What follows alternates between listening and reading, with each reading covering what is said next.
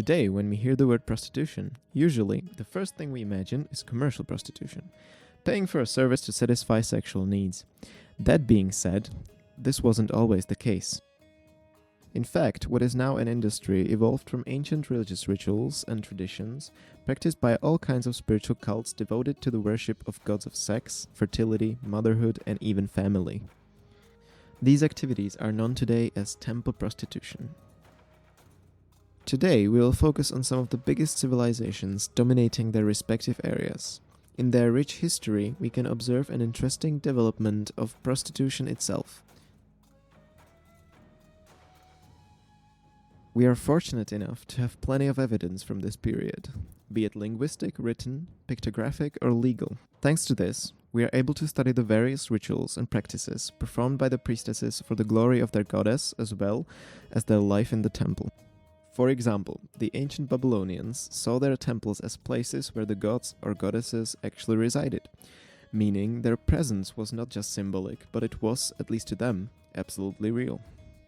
Residents of these temples, usually the priests or priestesses, but also regular workers or slaves, all took care of the god or goddess to whom the temple was dedicated, as if they were serving some kind of a ruler. This would include everyday chores like preparing food, making the bed, or even playing music. People for whom fertility was sacred or even vital could even perform sexual services for the god. This is usually regarded as the origin of temple prostitution. These acts or services were mostly viewed positively. As far as we can tell, they were seen as something that is sacred and is beneficial to society. The individual practices differed from temple to temple, depending on the place and time and of course the god that was worshipped. Commercial prostitution, although not as common, went hand in hand with temple prostitution and was often practiced outside, somewhere close to the temple or even inside. To understand why a woman would join such a temple, we must first take a look at the position of women in the ancient Mesopotamian society. Women didn't really have much freedom, not even those who came from aristocratic families. Even they didn't own any property and were not entitled to legal protection. The men were the ones to make decisions. If a woman upon entering marriage received a dowry, she was very limited in what she could do with it. However, if she chose, she could leave it all to her children. Divorce was very difficult, if not impossible, but there were times where a woman could initiate it. If a man was caught having sex with another man's wife, he was strictly punished. The punishment meant that a woman from his household was given to the man whom he had wronged by sleeping with his wife. The woman usually had no say in this matter. If such submission was expected even from women of the upper crust, we shouldn't then be surprised that some of them chose life in a temple where they could have at least something resembling freedom. Another reason might have been their financial situation. Poor families often couldn't afford giving their daughters any kind of dowry, so often the best choice, if they didn't want to sell their daughter into slavery that is, was sending them to a temple, especially if the girl was pleasant and good-looking, making it easier to get attention from the priests, which could grant her a better education. In the temple, young girls would learn how to worship the gods with dance and song, and how to behave properly. It became their school and their home for a significant part of their life, much like monasteries in the medieval times. Thanks to the cult of love and sex, temples became centers of knowledge about birth, prevention, and sexuality. Aristocrats, as well as men from lower circles of life, would sometimes hire women from the temple, paying not with money, but by making a sacrifice, essentially donating goods to the temple.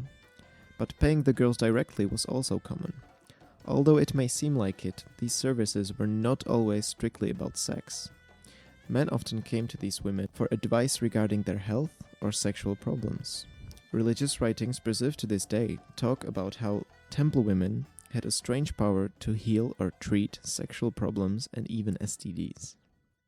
All temple women, priestesses and young helpers alike, believed that what they were doing was good and honorable work, for the good of the gods and the people.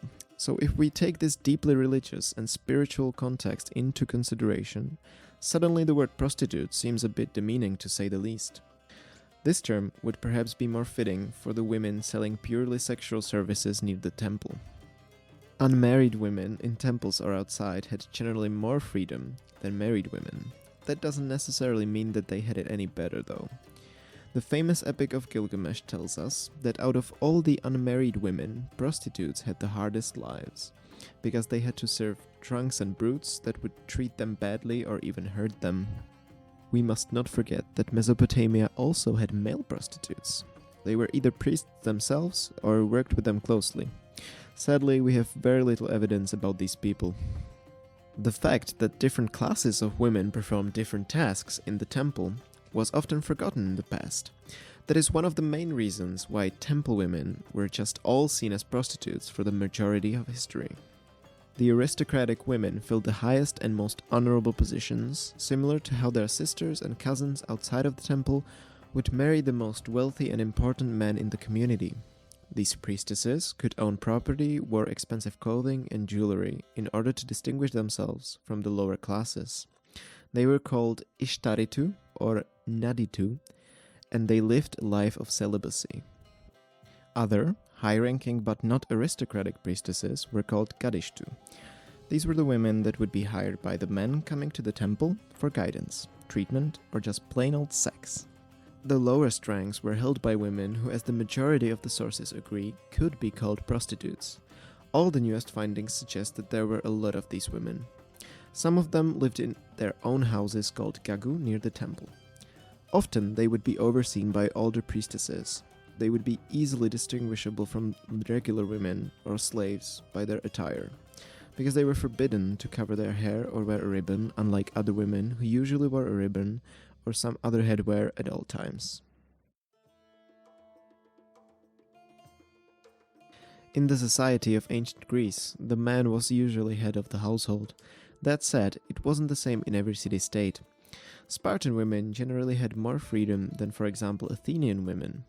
They could do sports, hold weapons, walk freely, and so on, whereas Athenian women often couldn't leave the house. As time went on, in most Greek and other Western cities, temple prostitution slowly evolved into a whole industry of sexual services. And so, when Greek, Phoenician, or Egyptian sailors came to the big cities for some good time with the boys, they noticed that there was less and less of a difference between the cities with each year, as the spiritual side of the practices faded away and the prostitution became almost entirely commercial. The Greeks had 3 categories for sex workers based on rank. Those were Deictridae, Oletridae, and Heterae. Each of these categories varied in how they were viewed and treated by the general public, as well as in their rights and personal freedoms. All of them, however, couldn't take part in citizen meetings and therefore couldn't vote. First, let's take a look at Deictridae. The word, in translation, would mean something like shop window girls, and they got this name from the way they had to show themselves in open doors of brothels. Of all the girls in this industry, they had it perhaps the hardest, living in often horrible conditions, sleeping in rooms of only a few square meters, usually without a bed, and with just a dirt floor. It didn't help that they were not respected by the majority of citizens. Greek children could shout and spit at them without punishment. Other women would usually look down upon them. They were seen as something disgusting and filthy. In many city-states, they were forbidden to even go out on the streets during the day. The way that these women lived often led to diseases, and not just the sexual ones. Abortion was very common, because gonorrhea and various other infections could lead to sterility. Many Greek men believed that prostitutes couldn't get pregnant, or even that semen from multiple men in a short amount of time neutralizes itself. But prostitutes of course could and did have children, especially Deictridae. Even though it wasn't as common as with married women, their daughters could help in the brothel and with time partake in the practice themselves. Boys, however, had it different. Mothers did everything they could to secure them a place in society. A perfect example of this is Themistocles, who despite his circumstances became a valued politician in Athens during the Greco-Persian Wars. Oletridae were singers, dancers, and artists. They often appeared in public, playing the flute, the zither, or small drums, and danced or sang along. Some would even juggle balls, fence, and do all kinds of acrobatic performances like in a circus. It was possible to hire them for a private party to amuse one's guests. The artistic talent made them desirable for festivals, ceremonies, where they would perform scantily clad or even naked. All Etridae could make a decent living for themselves and thus move up the ranks to the more prestigious class of prostitutes, the Heterae. They were also, unlike the Dactyridae, very popular with people. Children loved them and would often call them little birds, flowers, or rays of sunshine. Heterae, also called companions, walked freely anywhere they wanted and had more freedom than the wives of the male citizens, even though they didn't have the same rights as free or married women. In Athens, they would go on morning walks through Keramikos, a park between the Academia and a nearby graveyard. Its gravestones served as makeshift postboxes. The woman could make an offer to a potential client that she could meet that evening and put it behind the gravestone. The client would then write his answer and put it back. Then they would meet and negotiate a price. Given how well known and public the work of these women was, it is safe to assume that the number of these high-ranking prostitutes must have also been very well known. In fact, there was a census in Athens in around 400 BC that showed 135 heterae. The number of the lesser prostitutes, though, must have been much higher. But to some, heterae weren't just the elite among prostitutes, but they exceeded all women. That may have been one of the reasons why they were so expensive. The elites of Greek prostitution would meet with their clients on sumptuous, opulent banquets, where they would entertain them with song and dance, for which they would often hire Oletridae, while they themselves would talk and flirt with the clients. Some of these banquets would end up as simple drinking parties, and some would turn into full-on orgies.